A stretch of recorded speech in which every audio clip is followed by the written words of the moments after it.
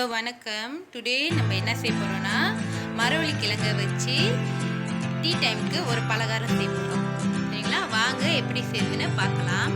First மரவள்ளி கிழங்கை சுத்தம் பண்ணிவிட்டு அதை நம்ம சீவிக்க போகிறோம். எப்படின்னா எப்படி தேங்காய் பூ எடுப்போம் அந்த மாதிரி மரவள்ளி கிழங்கையும் சீவி எடுத்துக்க போகிறோம்.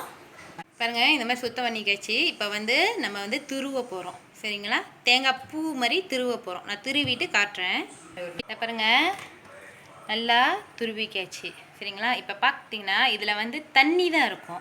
இப்போ இந்த தண்ணியெல்லாம் நம்ம பிழிஞ்சு எடுக்க போகிறோம். சரிங்களா?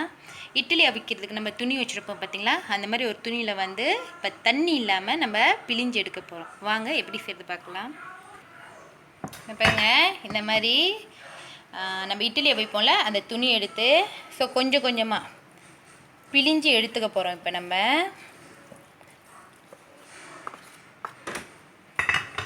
பிழியறதுக்கு கை தான் பாய்க்கிறேன். ஏன்னா அதில் தண்ணி இருக்கக்கூடாது நம்ம செய்யறதில்ல. இங்கே பார்த்தீங்களா இவ்வளோ தண்ணி வருது பாருங்கள்.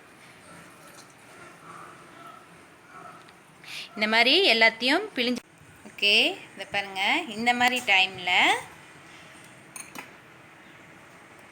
கருப்பு சீனி. சரிங்களா? நான் ஒரு 1.5 கப்பு எடுத்திருக்கேன். ஏன்னா இது ஒரு 3/4 கிலோ கிழங்கு இருக்கும், மரவள்ளி கிழங்கு. ஸோ நான் ஒரு 1.5 கப்பு கருப்பு சீனி எடுத்திருக்கேன். அப்படி உங்களுக்கு இனிப்பு குறைவா வேணுன்னா நீங்கள் குறைச்சிக்கலாம். கூட வேணுனாலும் போட்டுட்டு எல்லாம் ரெடி ஆனோன்னா இனிப்பு பார்த்துட்டு பத்தலைன்னா அப்புறம் ஆட் பண்ணிக்கோங்க. சரிங்களா? நான் கொஞ்சம் கொஞ்சமாக தான் போட்டு ஆட் பண்ண போகிறேன். ஓகே. ஸோ இந்த டைமில் நான் தேங்காய் பூ வச்சுருக்கேன், திருவின தேங்காய் பூ. இதுவும் 1.5 கப்பு தான் எடுத்திருக்கேன். ஓகே, 1.5 கப் ஆட் பண்ணுறேன். ஓகே, இந்த டைமில் கொஞ்சோடி உப்பு ஆட் பண்ணிக்கிறோம். ஓகே, பாருங்கள், நான் தேங்காய் பூ போட்டு பிசைஞ்சிட்டேன். நான் கருப்பு சீனி எல்லாமே போடல, கொஞ்சோடி எடுத்து வச்சிட்டேன். ஏன்னா அதுக்கு பதில் நான் ஒயிட் சுகர் போட்டுக்க போகிறேன்.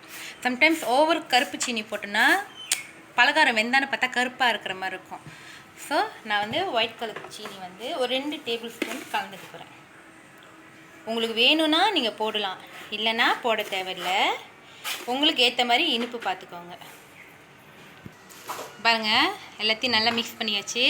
ஸோ நீங்களும் இதில் உப்பு இதெல்லாம் உப்பு சர்க்கரை எல்லாம் கணக்காக இருக்கான்னு ஒரு வாட்டி டேஸ்ட் பண்ணி பார்த்துடலாம் லைட்டாக. அப்புறம் வாழை இலை ஆல்ரெடி நான் நெருப்பில் லைட்டாக வாட்டிட்டேன். அப்போ தான் நம்மளுக்கு மடிக்கிறதுக்கு ஈஸியாக இருக்கும். சரிங்களா? வாழை இலையில் ஒரு அம்மானு இப்படி எடுத்துக்கோங்க.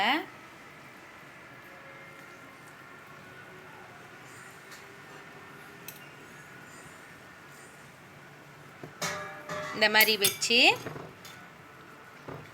இங்கிட்ட ஒரு மடுப்பு, இங்கிட்ட ஒரு மடுப்பு. ஓகே, இப்படி ஒரு மடுப்பு, இப்படி ஒரு மடுப்பு. ஸோ இந்த மாதிரி எல்லாத்தையும் இந்த மாதிரி ஷேப்பில் செஞ்சு நம்ம வச்சுக்க போகிறோம். சரிங்களா? நான் செஞ்சுட்டு எல்லாத்தையும் உங்கள்கிட்ட காட்டுறேன். ஓகே, இங்கே பாருங்கள், இந்த மாதிரி எல்லாத்தையும் வாழை இலையில் மடித்து வச்சாச்சு. இப்போ இதை நம்ம ஸ்டீம் பண்ண போகிறோம். ஓகேங்களா? பாருங்கள், இந்த மாதிரி எல்லாத்தையும் அடுக்கிட்டு நம்ம ஸ்டீம் பண்ண போகிறோம். எவ்வளோ நேரம்னா ஒரு 30 நிமிஷம், ஒரு 1/2 மணி நேரம் இதை ஸ்டீம் பண்ணி நம்ம எடுக்க போகிறோம். ஸ்டீம் பண்ணி வந்தானே உங்களுக்கு எப்படி இருக்குன்னு எடுத்து காட்டுறேன். 30 மினிட்ஸ் ஆச்சு. இப்போ நம்ம இதை ஒரு பிளேட்டுக்கு நான் சேஞ்ச் பண்ணிவிட்டு உங்கள்கிட்ட காட்டுறேன். ஓகே, இங்கே பாருங்கள், நம்மளோட பலகாரம் ரெடி ஆயிடுச்சு.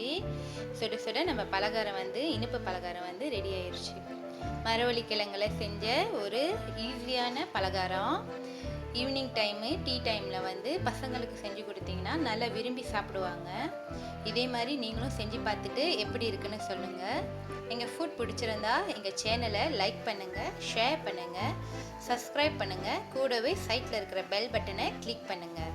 இதோட நெக்ஸ்ட் வீடியோவில் உங்களை நான் திருப்பி மீட் பண்ணுறேன். பாய். Cook with love.